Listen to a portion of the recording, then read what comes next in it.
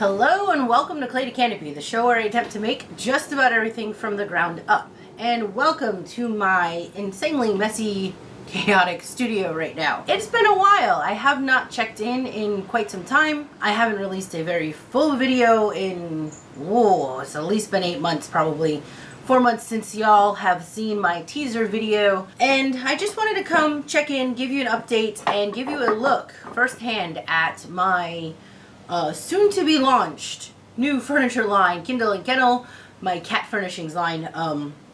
So let's jump into this. Right now, you're looking at parts galore, parts to my base bed. Now, I have not been filming out here. I think we're on our seventh week of a heat advisory.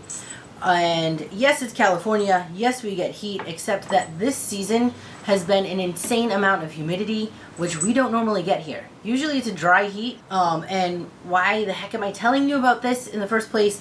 Now, I can work in 90-degree dry heat and I can get a lot of work done. But in humidity, I only got about 2 to 3 hours in the morning to actually get some things done. And it's been wreaking havoc with painting. This is why you're looking at parts for 18 beds, because I did assemble 3 of them. These are parts that are just waiting a little bit of a final sand, but basically to get painted, and I can't do any painting until this heat breaks. I've got another week of humidity and high heat, and I need to set up a spray booth in order to get these things finished off. So it has slowed me down. It was very difficult to try and even think about, setting up a camera, because it takes a lot of time to move the camera around, to deal with all of that. And so if I'm already looking at only 2 to 3 hours of work, I made the decision to really focus on getting the stuff done so that I could then go back, show you what I've been working on like I'm going to do today. So I spent the last year basically designing and making test samples so that I would have something to launch my business with. And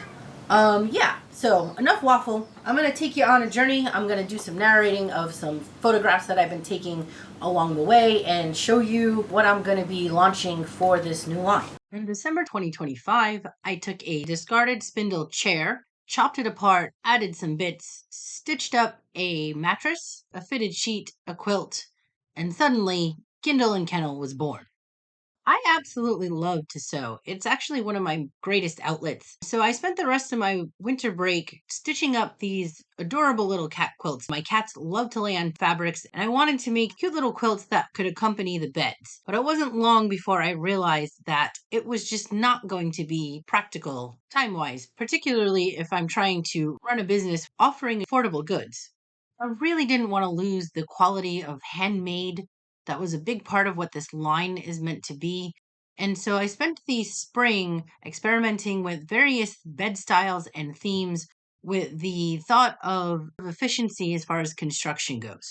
So these pictures that you're looking at are from my Maine Coon Fish Co. inspired seafood series. Some of the themes I explored was this circus theme, and I thought I'd use my Glowforge to add on some of these details for the exterior of the train cars. I could not get her out of this thing all spring. It's like she knew that it was made in honor of her. I explored a picnic theme line. Thought, I'll make little tiny picnic or little tiny baskets that could store this cheese, and this became the on-wee off-wee cheese factory bed that I worked on. I also worked on this Making Biscuits, British Bake Off, British Short Hair themed biscuit bed. I couldn't help myself. I love the Great British Bake Off. And hopefully you're starting to sense a theme of, efficiency and reining it in, which clearly I don't have the ability to do. So I smacked myself in the face and said, I got to figure out something that's a little bit more efficient than this. I do love these deluxe beds, and I will continue to work on these deluxe beds, but I need to also find something that would be able to crank out, larger volume at a lower cost. So I made the first head-to-toe beans bed. Well, this head-to-toe beans bed was a bit of a turning point for me. I went back to something I had designed when I was in furniture school, this idea of having a dining set that could be interchangeable. And I wanted to adapt this head-to-toe beans bed where you could switch out the themes. I was so excited about all of these awesome themes. I wanted to be able to put the themes out there, but in a more efficient way. I began designing with these sliding panels, and with a quick change of panels, change of sheet, you could have a completely new themed bed with a little bit more affordability for the customer purchasing the piece, and storage, because, we have to think about storage here in California a lot. This made it a little bit easier, more compact to switch up themes in a more efficient way. Efficiency. There you go. Efficiency again.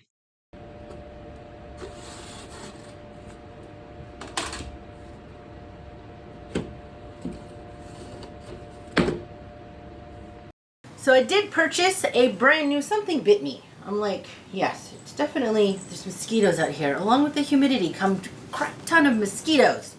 Okay, so y'all know me and my Glowforge and how much I loved that thing. But the Glowforge that I purchased was a crafting Glowforge, which she did me good. And I still have her. But it was getting to the point where I think I pushed her a little too much in the realm of pushing her like a woodworker rather than a crafter, and I needed an upgrade. So I did invest in a new machine, and that machine has been wonders. I'll show you a picture of it. It is WeCreate. It is not where I expected to go. I actually was doing some more research, and I was gonna go with Xtool, and a lot of the things I was reading about Xtool said it was a lot like Glowforge, where they just had really good advertising, but it might not necessarily be the best machine for your money. It has been, I want to say, a little over a month of me running the WeCreate machine, and I like it. I love it a lot, actually. Knock on wood, I haven't had any issues with it yet so far. I have some panels that I have already passed through, so they've been through 2 stages. It went through the cut series, actually 3 stages, right? So the first stage is I take the raw piece of wood, and paint it some kind of background color. In this case, it was this greenish color was my background. Then I tape it over. I was able to find 6-inch tape. Could not find 12. I have used like the sticker sheet shipping label stuff before, and what the tape does is prevent burn. So first stage is to paint up a background color. Then I let it fully dry. Then it gets taped and it runs through the laser cutter. When it comes out of the laser cutter, I can pull off the sections that I want to paint, and then I give it a coat of spray paint. So what you're seeing here is some of these I have blocked off with different sections of spray paint where I've done some different colors. And what I do is I'll spray one color, and then I'll go back and put some tape over the color that, I just sprayed, so I can do multicolors. This works to a point. There is a limit though as to like how many colors you can get with all of this fine taping. After that certain point, it's time for hand painting.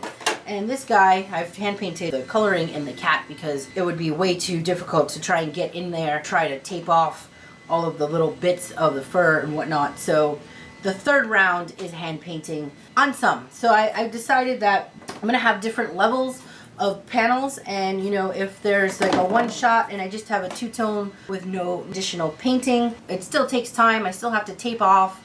I still have to go through all those stages, which still takes a couple hours just to do this. This will be at a lower price point when I sell them versus something that's going to have a lot of hand painting. I haven't begun yet on these. Those I can spend, like another 4 hours doing painting on these. So these will end up being kind of priced as a gradual thing depending on the type of painting. And then of course I have been stitching fitted sheets that go along with this theme. It has taken quite a bit because I'll get a theme idea and go, oh, that's gonna make a really cool bed, but then I have to find the fabric that's gonna go along with it. And not just find fabric that's gonna go along with it, but affordable fabric, because I found like you could print just about anything out there, but the fabric costs like 20 to 40 bucks a yard, and my sheets are a half a yard per sheet. No one wants to pay, 40 bucks for a cat fitted sheet. So a lot of my time has been spent sourcing fabric, especially because I'm still grieving my Joanne,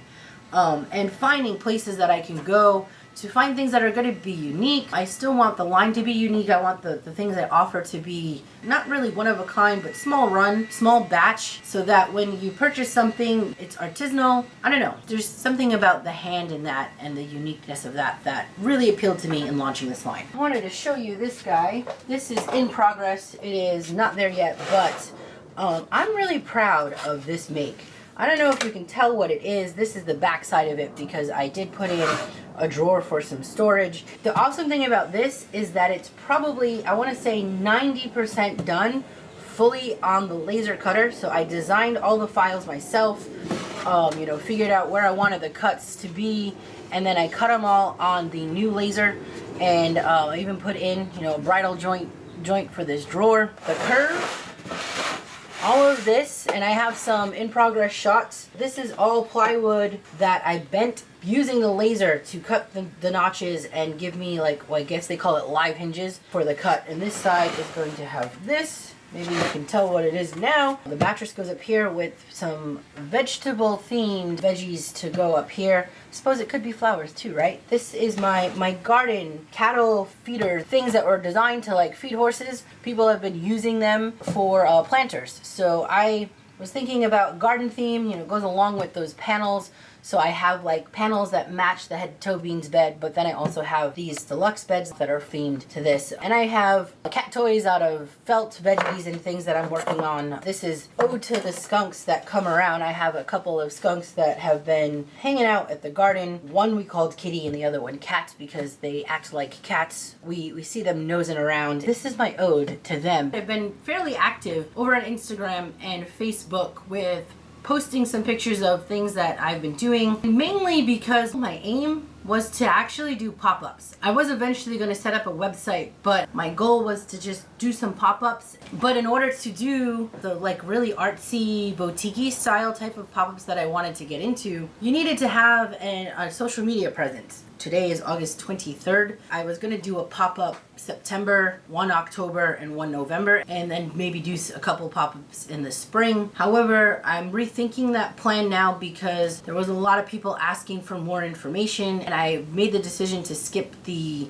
September show in order to focus on the website. I was trying to hit the holiday season. I've made a lot of like Halloween themed inserts for the beds. I also have a bunch of supplies to do Christmas, winter, and holidays, and I also want to do seasons. So I have like stuff for just fall, not necessarily Halloween, and then I have some things that are like winter season. So you can change the bed decor along with the rest of your house, wherever your kitty stays. Anyhow, I hope you enjoyed taking a look at what's going on in this studio. I anticipate spending the next few months just sort of really ironing out this line, getting stuff on the website before I can take a moment to breathe and come back to filming. Hopefully the weather will ease up and I can get the camera rolling a little bit more, because aside from it being difficult to set up a camera, the cameras overheat too. Anyhow, thank you all for watching this video. If you made it to the end, please like, share, and subscribe. If you have not done so already, please head over to my Instagram. Kindle and Kennel is the new Instagram. And I look forward to hearing your thoughts on what you're seeing, and I hope to be in front of this camera soon.